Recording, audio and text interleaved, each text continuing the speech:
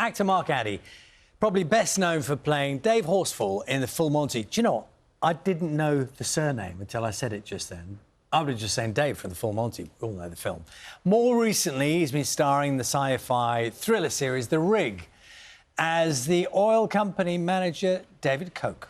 Now, the first series saw the crew of an oil rig cut off from communication with the real world and dealing with a supernatural being in the earth. Season 2's just been released. Here's Mark in action. You're going to keep us locked up forever? That depends on you. You heard the chopper. There's another one directly behind it. Each one of these contracts is a ticket home plus a 200K compensation package. Let me guess, never speak about it again? You can talk as long as you say exactly what's in here. Anyone breaks the contract, you'll find the sharks in legal are a lot less friendly than me. Everyone stick with it, you get additional payments every year. Think of it as an early pension. What if we don't sign? And it's a long, cold walk home. I've got more of your problems to fix first. Agnes and Rose with me. And we're not going anywhere until you tell us what you've done with the others. You're not going anywhere unless you do as I say. That's the choice. So make it. And Mark's with us now. Morning. Good morning. Morning. Happy As New you're Year. doing your... Well, Yes. Happy New Year to you too. Thank you. Your character could do with a bit of happy, good news, New Year spirit. He really couldn't could. He's not a nice bloke, is he? He's not a people person. We'll put it that way. He's straight talking, isn't he? Or is he? There's the thing. He's relatively straight talking. He works for the company and he follows the company rules. And whatever cost there is, human or otherwise, is not his concern. He's horrible. He really is. For those people who haven't seen The Rig before, it's very... It looks incredible because originally set out on an oil rig and now the plot is, folding in a different direction. But I was amazed to find out, I was thinking you spent months out on a rig to make the whole thing and do all that stuff. I mean, is it bad to kind of reveal that you didn't, but... Oh, well, possibly. Well, you've done it now. I've done it now. You've done it now. Yeah. It's one of those... It's remarkable when you see what they've created in a studio. Hold on, so help us with this. So here's a scene, and you're looking out into what looks like a sort of Arctic wilderness. The story unfolds in a certain direction. And that's just not... You're not out in the... We're in... the helicopter arrival is in the car park just outside the studio. There are scenes out on the Arctic ice shot inside a studio. You really... it's an incredible job that they do. They have a system, I think it's called Cyclops, where they will show you on an iPad what your character is seeing 360 degrees. So you can go, say the mountains in the distance, we can see the stack over there, we can see... so you, as actors, you have an idea of what your characters are. You're not just looking at a green screen outside a window. You can see what's going on. How old were you when you started acting? I left drama school when I was 20.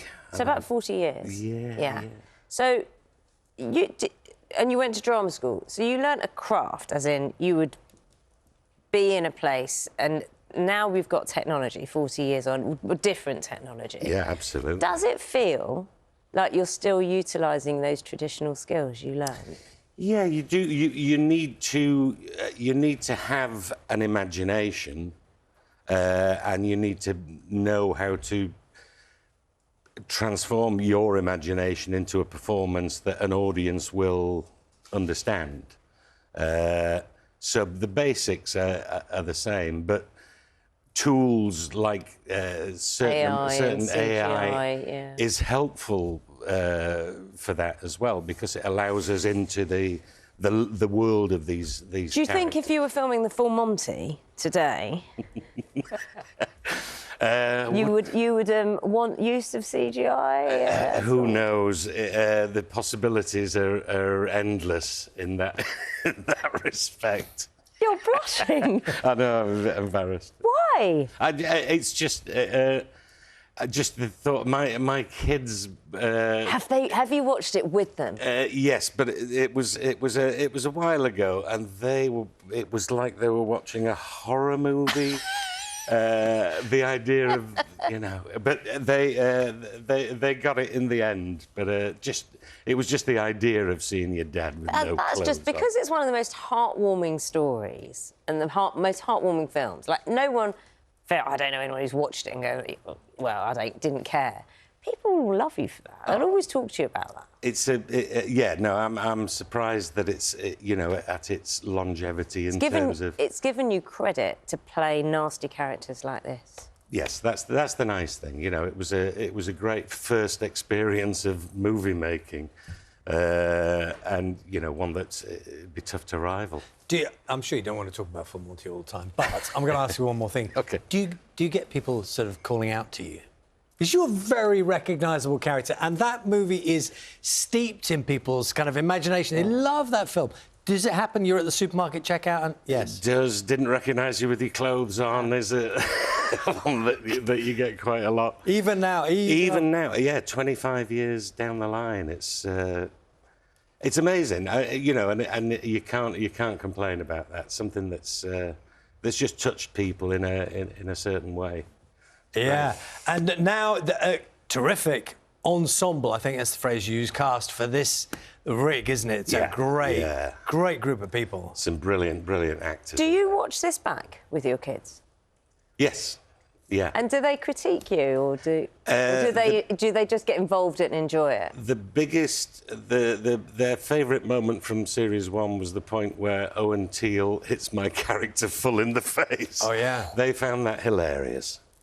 So this is not putting the whole family dynamic in a great light. It's a nightmare. I'm joking. No, they're terrific, and they appreciate what we do. So it's very scary. I found it really quite scary. Yeah. Nice Sinister. to see you this morning. Sinister. Thank you. You too. Thank you. Thank you, Mark.